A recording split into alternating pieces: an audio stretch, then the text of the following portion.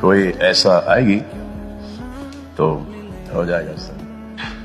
Actually सभी अच्छे थे, फॉल्ट मुझ में ही लाई करता है, क्योंकि जब एक जाती है तो फॉल्ट उनमें था, दूसरी जाती है तो फॉल्ट उनमें ही है, तीसरी जाती है तो फॉल्ट उन्हीं में है, चौथी में थोड़ा सा डाउट आता है कि फॉल्ट उनमें है या मुझ में है।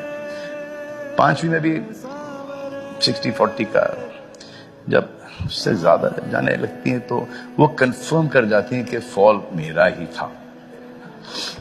था। तो इसमें किसी का दोष नहीं है, ये बस मेरा ही दोष है। शायद एक फियर कहो कि मैं शायद उनको वो जिंदगी, वो सुख ना दे पाऊं जो कि उनके दिमाग में है।